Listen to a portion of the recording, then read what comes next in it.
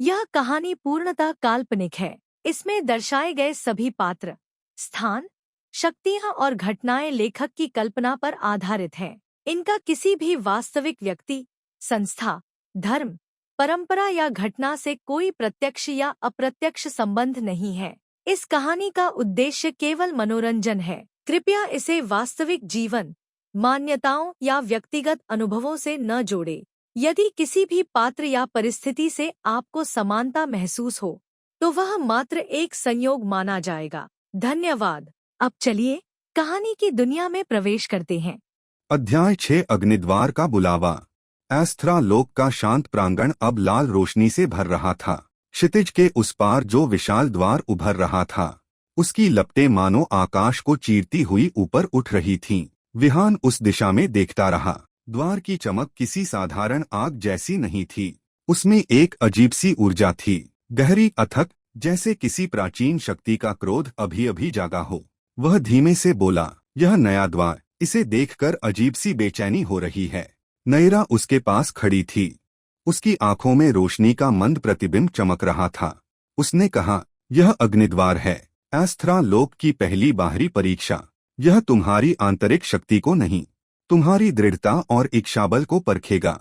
विहान ने पूछा, क्या यह परीक्षा भी वैसी ही है जैसी पहली थी? नयरा ने सिर हिलाया, नहीं, पहली परीक्षा तुम्हारे भीतर थी, यह दूसरी परीक्षा तुम्हारे सामने है। यह तुम्हें एक ऐसे स्थान में ले जाएगी जहां अग्नि स्वयं जीवित है। विहान की रीढ़ में एक हल्की ठंडक उतर गई। अग्नि जीवित? नयरा की आवाज अब गंभीर हो गई। अग्निद्वार तुम्हें अग्निरक्षकों के क्षेत्र में ले जाएगा। वे शक्ति के प्रतीक हैं, परंतु बेहद उग्र। उनकी भूमि पर कदम रखते ही तुम्हारे सामने चुनौतियां खड़ी होंगी, जो हर पल तुम्हें परखेंगी।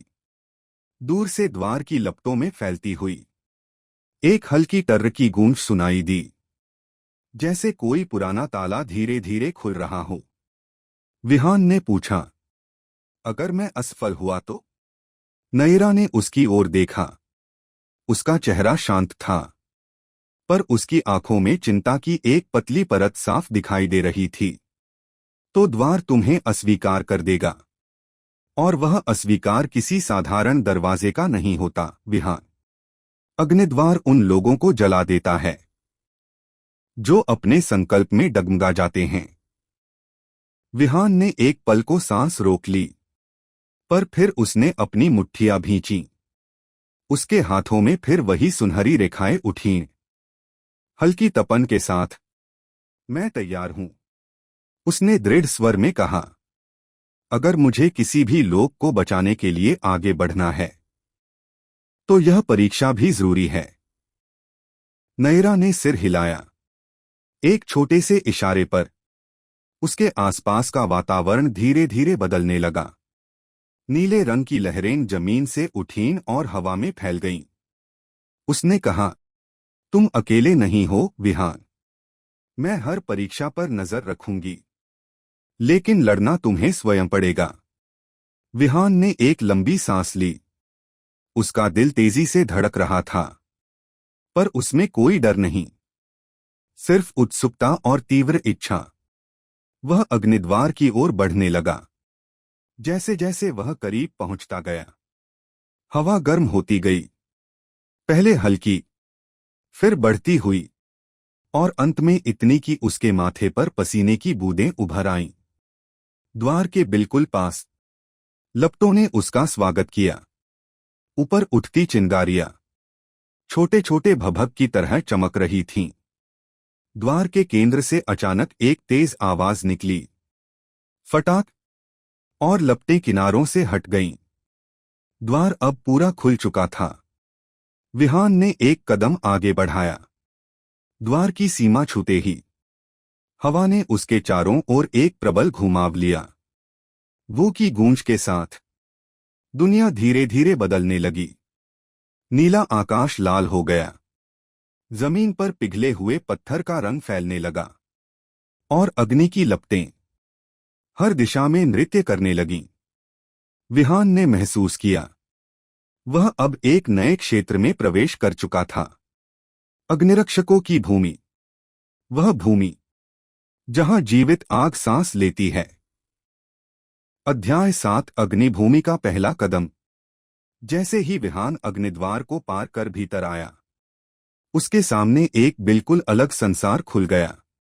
चारों ओर लाल आकाश फैला हुआ था, जिसमें छोटे छोटे अंगारे तैरते हुए दिखाई देते थे, मानो हवा में असंख्य दीपक लटके हों। जमीन पिघले हुए पत्थर की तरह चमक रही थी। हर कदम पर हल्की तपन उठती, जिससे विहान के पैरों में गर्माहट धीरे धीरे बढ़ने लगी। दूर कहीं पहाड़ों जैसी ऊंचाई तक उठती ज्वालाएं एक साथ ऊपर उठकर भभक की तेज ध्वनि में लहराती थीं। उनकी चमक पूरी भूमि पर लाल आभा फैला रही थी। विहान ने चारों ओर देखते हुए कहा, यह जगह सचमुच आग से बनी है। उसके हर शब्द के साथ हवा में फूकी छोटी लहर उठती, जैसे गर्म हवा उसके वाक्यों का जवाब देती हो। वह आगे कदम बढ़ाता गया। जैसे जैसे वह आगे बढ़ा, धरती का ताप बढ़ता गया। पहले हल्का, फिर इतना गहरा कि उसकी सांसें गर्म होने लगीं। उसने माथे से पसीना पोंछा। यह परीक्षा शरीर को जितना परख रही है, मन को उससे ज्यादा। अचानक धरा के भीतर से एक गहरी हलचल उठी। पहले एक तीखी कंपन, फिर सर्र की गूंज, मानो धरती की परतों के भीतर कोई बड़ा पत्थर टूट गया हो। विहान रुक गया। जमीन उसके पैरों के नीचे हल्की गोलाकार लहरों की तरह हिलने लगी। फिर लाल पत्थर से बनी सतह में एक दरार पड़ी, धीरे धीरे फैलती हुई। उसके किनारों से अग्नि की पतली रेखाएं बाहर निकलने लगीं, जैसे किसी गहरी सुरंग में आग सांस ले रही हो। विहान पीछे हटने ही वाला था कि दरार अचानक और चौड़ी हुई। धड़ाम की भयानक गूंज के साथ धरती के भीतर से एक विशाल अग्निस्तंभ उठ खड़ा हुआ। उसके शरीर पर लपटे कपड़ों की तरह लिपटी थीं, आंखें धधकते कोयले जैसी, और सांसें, हर सांस पर भभक की आवाज। विहान ने पहली ही नजर में समझ लिया, यह कोई साधारण प्राणी नहीं, यह अग्निरक्षक था। रक्षक ने 2 कदम आगे बढ़ाए। हर कदम पर मिट्टी हल्की धप्प से ऊपर उठती और तुरंत पिघलकर फिर से नीचे बह जाती। वह अपने ऊंचे अग्निमय शरीर को झुकाकर विहान को गहराई से निहारने लगा। उसकी आवाज भारी थी और भीतर से आती गर्म हवा की तरह गूंजती थी। कौन इस भूमि में प्रवेश करने का साहस रखता है? विहान ने आंचल में भय दबाया, एक गहरी सांस ली और बोला, मेरा नाम विहान त्रिकुंड है। मैं एस्त्रा लोक की परीक्षा में हूं और अग्निद्वार ने मुझे बुलाया है। रक्षक ने कुछ पल उसे देखा, फिर उसकी लाल आंखों में चमक और गहरी हो गई। बहादुरी अच्छी है मनुष्य, पर यह भूमि कमजोरों को स्वीकार नहीं करती। उसने अपनी भुजा उठाई। उसकी हथेली पर लपटें तेज हो गईं। अंगारे हवा में उछले, छनन की तरह चमकते हुए, और फिर उसने विहान की ओर जोरदार प्रहार किया। उस वार की शक्ति इतनी तेज थी कि हवा में एक गहरा दबाव पैदा हुआ, जैसे कोई लाल बवंडर घूम रहा हो। विहान ने आंखें फैलाते हुए समय पर अपना हाथ उठाया। उसकी हथेलियों से प्रकाश की पतली रेखा फूटी। एक तेज चटाक के साथ दोनों शक्तियां टकराईं। एक पल को ऐसा लगा कि प्रकाश और अग्नि आकाश में किसी अदृश्य रेखा के साथ खींचे हुए एक दूसरे को पीछे धकेलने की कोशिश कर रहे हों। फटाक की तेज ध्वनि पूरे क्षेत्र में गूंज उठी। विहान कुछ कदम पीछे हट गया। सांसें तेज हो गईं। अग्निरक्षक भी पीछे खिसका और उसके शरीर से कुछ लपटें गिरकर धरती पर पिघल सी गईं। रक्षक ने भारी स्वर में कहा, तुम्हारे भीतर प्रकाश है। वह कुछ क्षण चुप रहा, पर क्या वह प्रकाश इस भूमि की अग्नि को झेल पाएगा? विहान ने अपने हाथ फैलाए। उसकी उंगलियों में फिर वही सुनहरी चमक उठी और हल्की भभक के साथ शक्ति समेटने लगी। उसने कहा, पता लगाने के लिए मैं पीछे नहीं हटने वाला। रक्षक सीधा खड़ा हुआ। उसके शरीर से लपटें ऊंची उठीं, आकाश तक। युद्ध का पहला चरण शुरू होने वाला था। अध्याय 8 अग्निरक्षक का प्रकोप। अग्निभूमि की तपती हुई हवा विहान के चारों ओर घूम रही थी।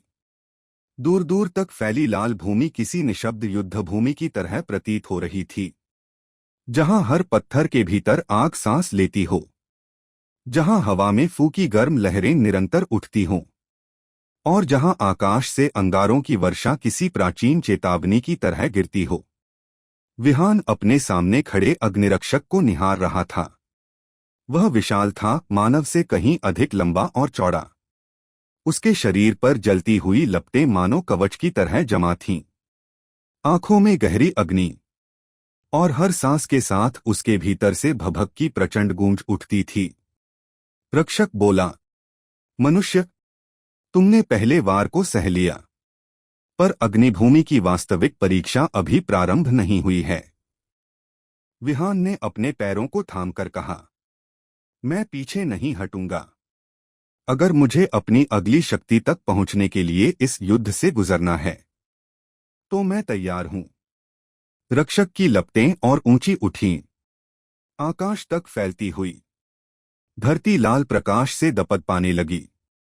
फिर अचानक उसने अपनी भुजा पीछे खींची और अपने पूरे क्रोध के साथ विहान की ओर झपटा। हवा में एक कड़क कंपन उठा। टकराव से पहले ही वह कंपन विहान की छाती तक पहुंच गया। विहान ने अपनी हथेलियां ऊपर उठाईं। उंगलियों से सुनहरी चमक उभरने लगी।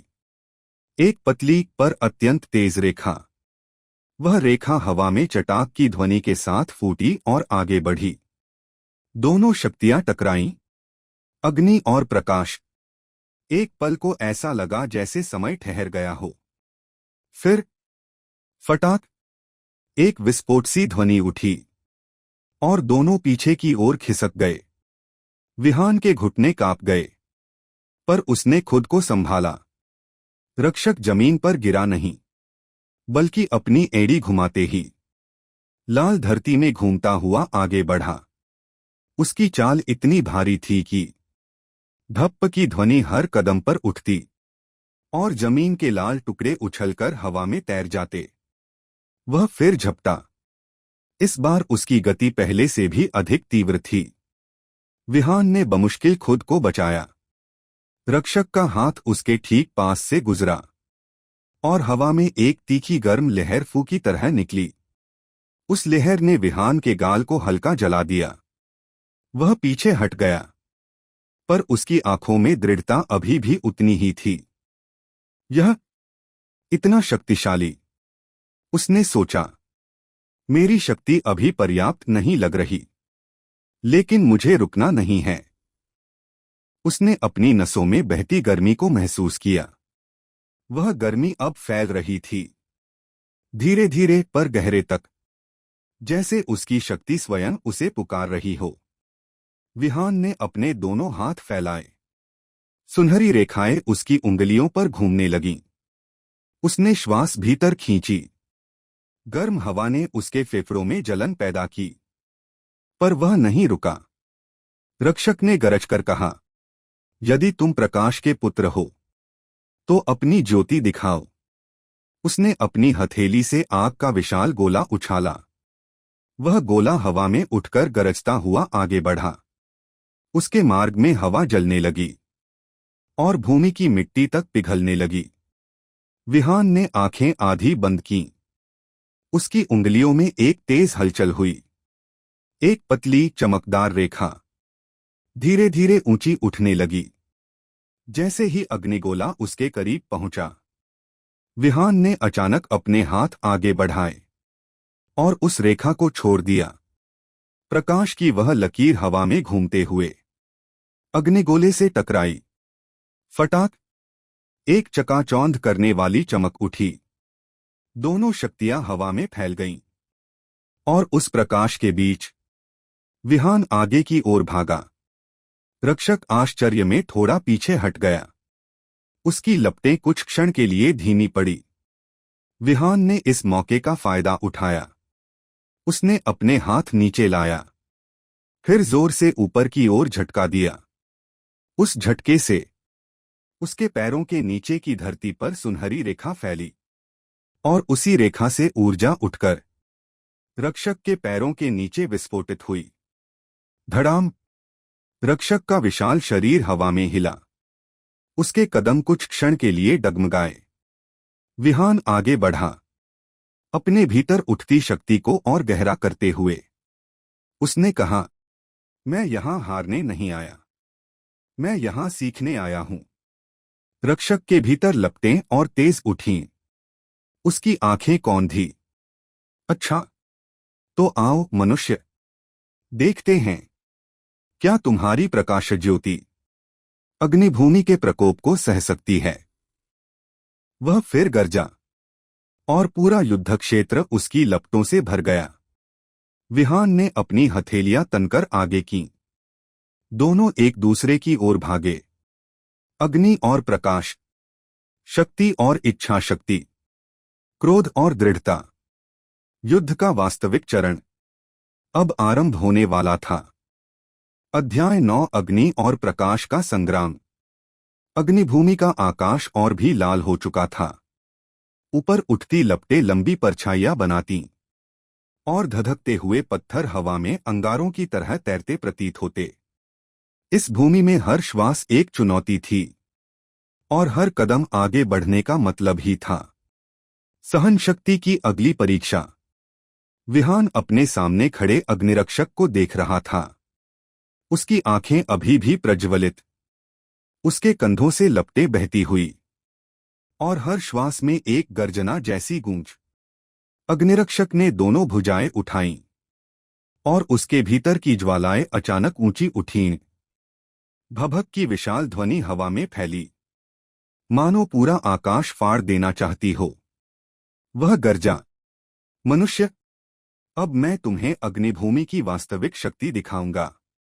उसकी हथेलियों से कई छोटी छोटी लपटें निकलीं, पहले धीमी, फिर तेज, और अंत में वे एक बड़े अग्निमंडल में बदल गईं। धरती के नीचे से गर्म हवा उठी, मिट्टी उबलने लगी, कहीं कहीं से लाल भाप फू की तरह ऊपर उठी। विहान ने महसूस किया कि यह प्रहार साधारण नहीं, यह परीक्षण नहीं, यह किसी दिव्य क्रोध का स्वरूप था। उसने अपनी हथेलियां आगे बढ़ाई।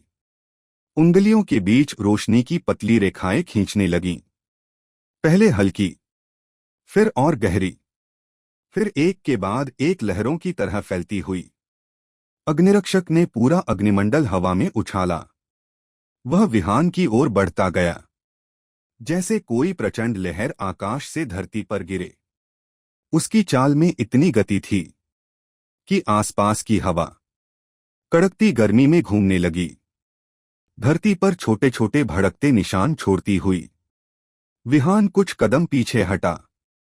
उसने एक गहरी सांस ली, एक क्षण के लिए आंखें बंद कीं और अपनी सारी शक्ति हथेलियों में खींच ली। उसने हाथ आगे बढ़ाया और प्रकाश की रेखा एक तीव्र चटाक के साथ बाहर निकली। दोनों शक्तियां टकराईं।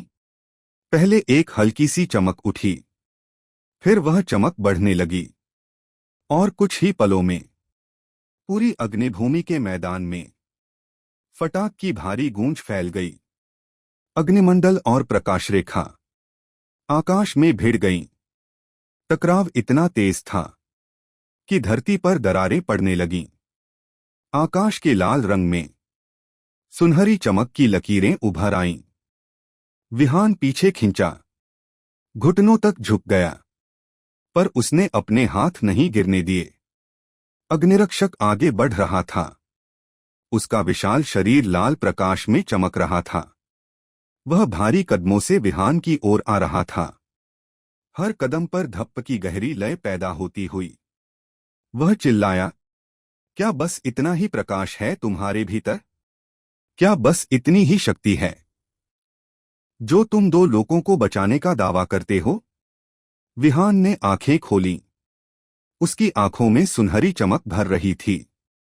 वह गर्म हवा में कांपते हुए बोला, यह यह मेरी सीमा नहीं है।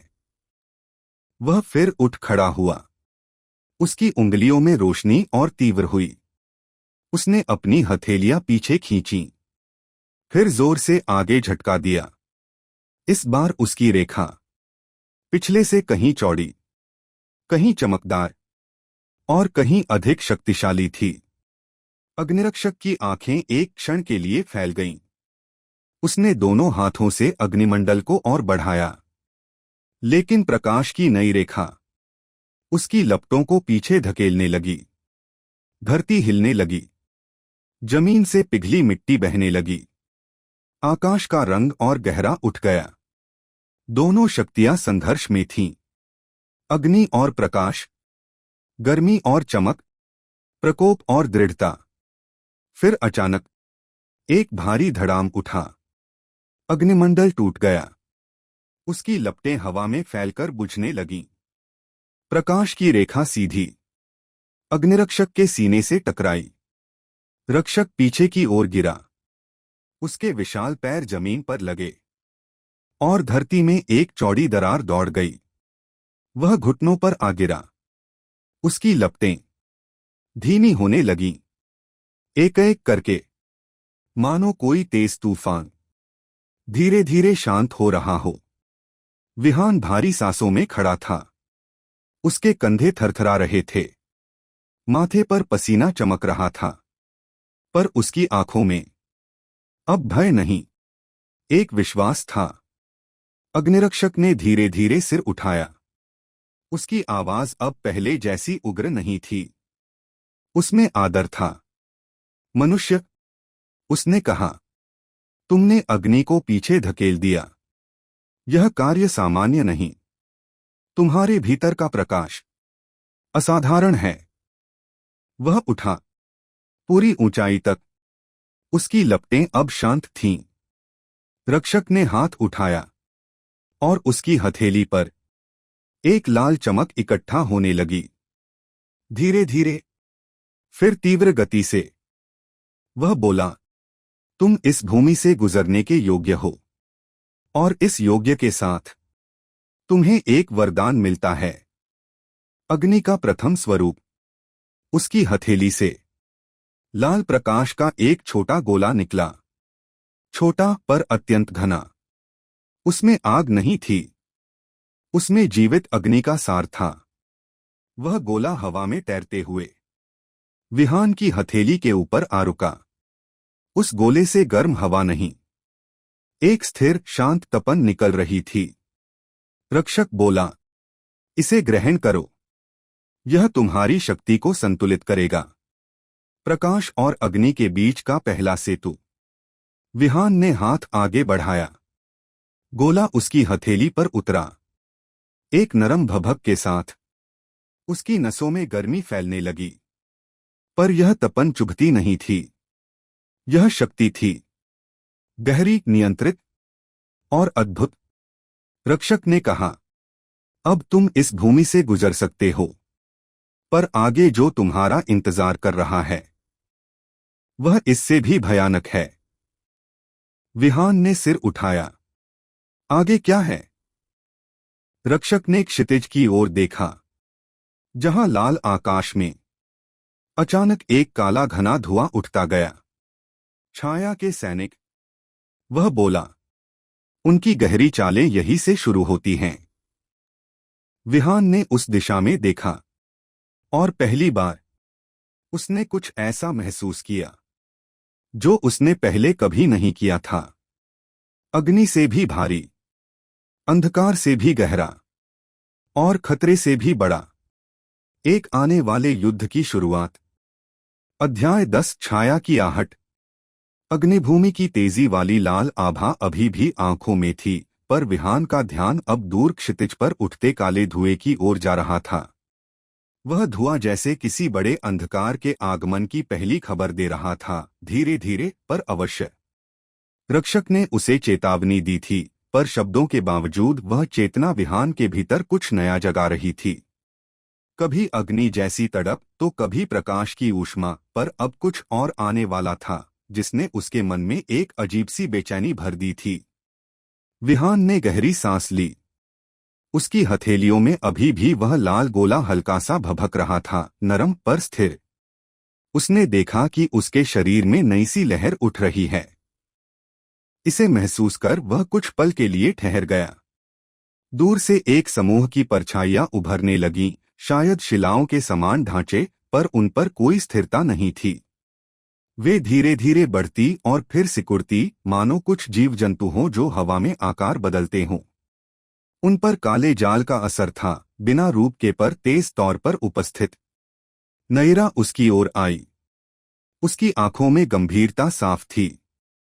यहां से आगे का मार्ग तेजी से बदलता है, उसने कहा। छाया के सैनिक आने वाले हैं। वे आकार लेकर आते हैं और फिर रहते नहीं। वे कमजोर इच्छाओं और छिपे हुए भय से पोषित होते हैं। विहान ने पूछा, क्या वे केवल आकर हमसे लड़ेंगे या कुछ और योजना है उनकी?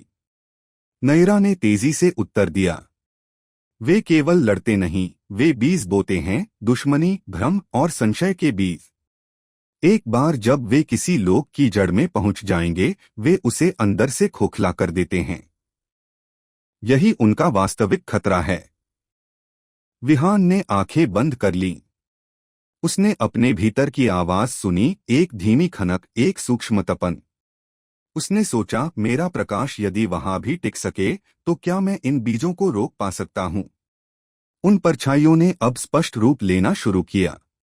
वे घने लचीले पर्दे की तरह फहराने लगे, अचानक एक तंत्रिका की तरह, और उन पर से छोटे कण झरने लगे, जैसे कोयले की राख। वे कण हवा में उड़ते और पेड़ों, पत्थरों, यहां तक कि विहान की हथेलियों पर भी चिपकते। एक कण उसके चेहरे पर लगा, ठंडा, चिकना और भीतर तक सरसा देने वाला। विहान ने हाथ झटककर उसे हटाया, पर वह कण उसके त्वचा से उतरकर ज्यादा नीचे गया, मानो उसके भीतर घुसना चाहता हो। नयरा ने तुरंत हाथ बढ़ाया और एक नीली लहर से उन कणों को चीर दिया। ध्यान रखना, उसने कहा, छोटी छोटी चोटें दिखती नहीं, पर वे अंदर घुसकर जहर भर देती हैं। पर तभी दूर से एक गूंज उठी, घुर्र की तरह, पर सूक्ष्म, और परछाइयों में से एक ने आकृति बदली। वह आकृति सीधे विहान की ओर बढ़ी, जैसे उसे वही पाना हो। विहान ने कदम बढ़ाया। उसने अपनी हथेलियों से प्रकाश निकाला और सामने फैलाया। प्रकाश ने उस आकृति को छूने की कोशिश की, पर आकृति ने अचानक अपने किनारे घुमाकर उसकी रेखा को चीर दिया, मानो पानी में से कोई छाया तैरकर भाग निकली हो। छाया ने अपनी बोली में कुछ कहा। वह भाषा मानवीय नहीं थी, पर फिर भी उसके शब्द विहान के कानों में मानवसमान गूंज कर रहे थे।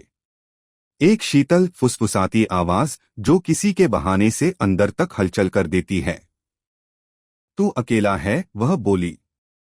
तुम्हारे साथ जो है वह अस्थायी है। तुम्हारे घर वाले, तुम्हारे दोस्त, वे सब तेरा भार छोड़ देंगे। विहान का दिल एक पल के लिए द्रवित होने जैसा हुआ। उस आवाज ने उसके भीतर की कुछ पुरानी शंकाओं को छुआ। वह मां की बीमारी, क्लास के साथी, और अपने असमर्थता के वे पल जिन्हें उसने दिल में दबा रखा था। पर विहान ने अपने भीतर एक ठोस मत्था खींचा। उसने सोचा, मैंने पहले अपने भय से लड़कर जीता है। मुझे फिर से डरने की क्या जरूरत? उसने अपनी पीठ सीधी की और अपनी आवाज में दृढ़ता भरते हुए कहा, तुम्हारी बातें मेरे भीतर नहीं उतरेंगी। मैं अकेला नहीं हूं। पर छाया ने फिर कहा, उसकी भाषा अब और घातक हो चली थी। तुम चाहो तो छोड़ दो। छोड़े जाओ। सब कुछ आसान दिखेगा। विहान के भीतर झटका सा लगा। उसकी आंखों के कोर पर एक अजीब सा दर्द पहुंचा, मानो किसी ने उसके बचपन की एक छवि खींच ली हो जहां वह मां के पास रोता हुआ बैठा हो। उस क्षण उसकी हिम्मत डगमगा गई। नयरा ने तुरंत उसकी बाह पकड़ ली और पास खड़ी हुई। उसकी आंखें आग की तरह तेज थीं। उसने कहा, उनकी चालें भावनाओं पर आधारित हैं। वे तुम्हारी कमजोरी खोजते हैं और उसी में घुस जाते हैं। याद रखो, तुम्हारी हिम्मत तुम्हारी असली रक्षा है। विहान ने अपनी सांसें गहरी लीं। उसने आंखों में उभरी चमक को सहलाया और फिर आवाज में कठोरता लाई। मैं तुम्हें अपने भीतर आने नहीं दूंगा। छाया ने एक सर्प की तरह मुड़कर हंसा, किंतु उसकी हंसी में कोई कठोरता नहीं थी, वह अधिक धोखा देने वाली थी। वह बोली, ठीक है, तब हम तुम्हें थका देंगे। हमने कई ऐसे वीर देखे हैं जो खुद को ताकतवर समझते हैं, पर हमारी सतह उन्हें भीतर से खोखला कर देती है। और उसी वक्त परछाइयों ने चारों ओर से घेरा कसना शुरू किया। वे मनोहर रूप से उभरे हुए और फिर अचानक उस घेराबंदी को संकुचित कर दिए, मानो एक जाल बनता जा रहा हो। विहान ने महसूस किया कि उसके कदम अब भिन्न ढंग से थकने लगे, उसकी सांसें अनियमित हो रही थीं। पर उसने पीछे हटा नहीं। वह धीरे धीरे आगे बढ़ता रहा, उसकी आंखों में अब एक नया निर्णय था। नयरा ने उसकी ओर झुका और फुसफुसाई, तुम्हें अपने भीतर की उस चमक को भूलना नहीं है जो तुम्हें पहले जिताएगी। याद करो, तुमने पहले कैसे अपने अंधेरे रूप से लड़कर बाहर निकला था। विहान ने आंखें बंद कर लीं और अपने भीतर उस पहले संघर्ष की छवियों को देखा। उसने फिर वही ऊर्जा महसूस की, धीमी पर शक्तिशाली। उसने अपने हाथ अपने सामने फैलाए। उसकी हथेलियों में धीमे धीमे सुनहरी रेखाएं उभरने लगीं। वह प्रकाश बाहर खींचा और परछाइयों की ओर फैला। परछायाएं अब पहले से भी अधिक चालाक थीं। वे प्रकाश की रेखा को अपने विशैले किनारों से काटती, मोड़ती और छोटे टुकड़ों में बदल देती। हर बार जब प्रकाश टूटता, विहान के भीतर एक छोटी सी थकान उतरती। उसकी नसों में दर्द सा फैलता। फिर एक बड़ा क्षण आया, एक छाया अचानक अगल-बगल से उस पर टूट पड़ी और उसकी सुबहसी शक्ति को भीतर से चीरने की कोशिश करने लगी। विहान ने अपने भीतर से एक गहरी क्रिया निकाली। उसने अपनी आंखें खोलकर पूरी ताकत से स्वर निकाला, नहीं। उस शोर के साथ उसके भीतर का प्रकाश एक तेज सा गोला बन गया और सीधे उस छाया के बीच में जाकर फट पड़ा, फटाक की तीव्रता के साथ। छाया का आकार फटकर बिखर गया और हवा में हल्की सी राख छंटती हुई गिरी। पर उस वार का असर विहान के शरीर पर भी हुआ। उसकी कमर हल्की सी झुकी और छाती में एक भार सा उमड़ता दिखा। उसने खुद को संभाला। फिर नैनिरा ने आगे बढ़कर कहा, देखा, वे टूटते हैं जब तुम अपने सत्य के साथ खड़े रहते हो, पर अभी ज्यादा आक्रामक होंगे। हमें आगे बढ़ना होगा। वे दोनों आगे बढ़े, पर जैसे ही वे चले, जमीन पर कुछ छोटे छोटे धुएं के छिद्र उभरे। वे छाया के बीज थे। वे जमीन में घुसने लगे। यदि वे जड़ पकड़ लेते तो वे कहीं और फैलने लगते। विहान ने अपनी हथेली से जमीन की तरफ गहरी रेखा बनाई, एक प्रकाशधान्य से भरी। वह रेखा जमीन के भीतर घुसकर उन बीजों को जला देने लगी। एक एक कर वे बीज धड़ाम की तरह फटते और राख में बदलते। पर तभी दूर से एक गहरी गर्जना उठी और क्षितिज पर कुछ विशाल सा उठता दिखाई दिया। यह कुछ भी नहीं था बल्कि एक बड़ी परछाई, एक उस पेड़ या स्तंभ जैसा जो जमीन से उठकर अंधेरे को बुलाता है। वह परछाई धीमे धीमे चलकर उनके नजदीक आई। नयरा ने चेहरा सिकोड़ लिया। उसने कहा, यह परछाई अकेला नहीं आएगा, उसके साथ एक सेना है। विहान ने अपनी आंखें तेज कर लीं। उसने महसूस किया कि यह न केवल शक्ति की परीक्षा है बल्कि धैर्य की भी। और जैसे जैसे वे आगे बढ़े, वह जानते थे कि उनकी असली लड़ाई केवल निकटवर्ती परछाइयों से नहीं बल्कि उन बड़े आकारों से होगी जिनके भीतर संगठित अंधकार की आत्माएं छिपी हैं। उनके कदमों के साथ आकाश में हल्की सी चमक ने एक संकेत भेजा, उसी दिशा में जहां से वे बड़े खतरे की तरफ बढ़ रहे थे। विहान ने अपने भीतर आवाज सुनी, एक साधारण पर दृढ़ उद्घोष, आधे नहीं रुकना। जो कुछ भी आए वह सामना करना है। और इस भावना के साथ वे आगे बढ़े। छाया की आहट और भी तेज और उनके मार्ग में आने वाले खतरे और भी स्पष्ट होने लगे। पर विहान अब पीछे नहीं मुड़ा। उसने जाना कि आगे का मार्ग कठिन होगा, पर उसका इरादा अंत तक अडिग था।